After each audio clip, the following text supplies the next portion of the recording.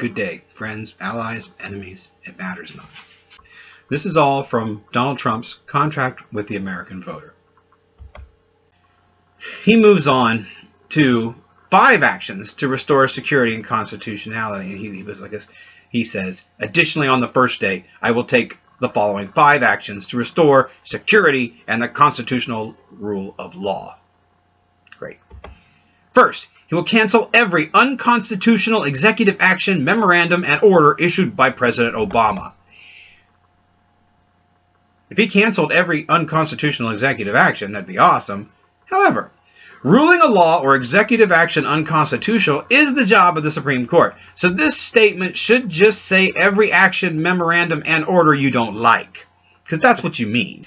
You're president, so you can change them. But don't hide behind unconstitutionality. Just tell us what you don't like and why you're changing them. Here we have to guess for now, but given the direction of the rest of this list, we can see the probability that he's talking about those actions that enforce regulations hurting his preferred lobbies. We'll have to watch these one at a time.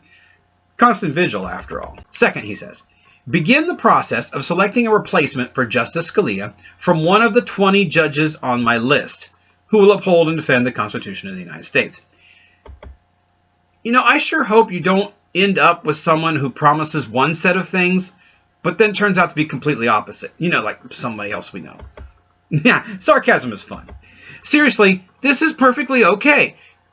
And far from being a great policy decision, it's actually his job. Now, hopefully he'll pick someone who's actually read the Constitution and doesn't just, I don't know, say, listen to Rush Limbaugh for interpretation. Third, cancel all federal funding to sanctuary cities. This gets very deep. Sanctuary cities deserve an entire video as well. For now, think of them as local governments that definitely do not go out of their way to find illegal immigrants, and in many cases, actively protect them from federal apprehension. This, of course, sounds horribly illegal and obstructionary, dissing the power of the federal government to deal with illegal immigrants. Oddly, however, it is not the states' rights groups or the hands-off-our-rights guns owners that are opposed to the federales on this one. It is a handful of local governments that want to grant asylum with a strong helping of empathy and compassion. So who's opposed to these sanctuary cities then? The GOP and their supporters who don't want government funds wasted on these individuals and certainly don't want the criminal element among them to have a chance to be criminals in America. Both sides are right, to an extent. This issue would not have been important if not for a couple of rare cases of protected individuals committing heinous crimes. Then the same people who argue we can't talk about gun control after a shooting spree wanted to immediately remove all immigrants. The knee-jerk reaction and duplicity were not lost on the sanctuary cities, and now they have reinforced their resistance to the federal programs. Trump and friends want to withdraw all federal funding from such cities. It's a powerful tool to get the cities to stop these actions. Everyone wants federal aid for their local pet projects. It would seem legal to stop sending such funds too, since most are tagged with clauses that require minimum conditions to be met, all of which could be invoked, though they rarely are. The biggest obstacle here will be defining sanctuary cities.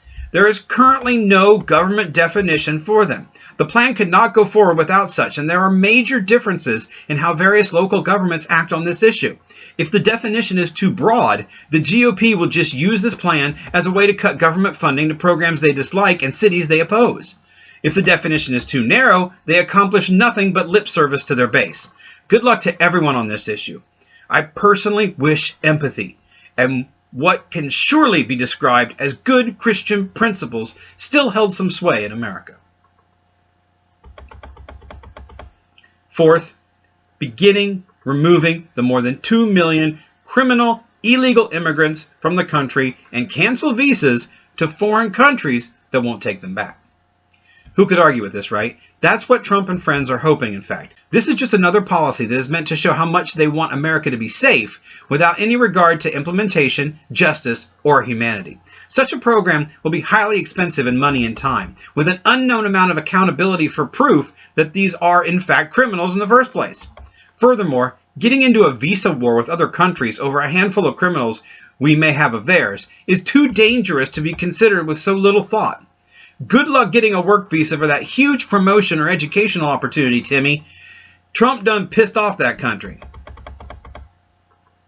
Fifth, suspend immigration from terror-prone regions where vetting cannot safely occur.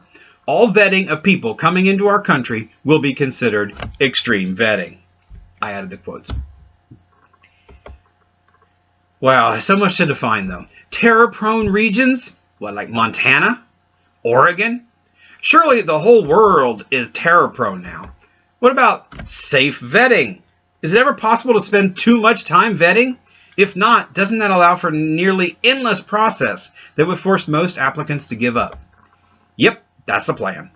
We let in no one that's not Western European by flooding them with restrictions and hoops to navigate until they give up or die.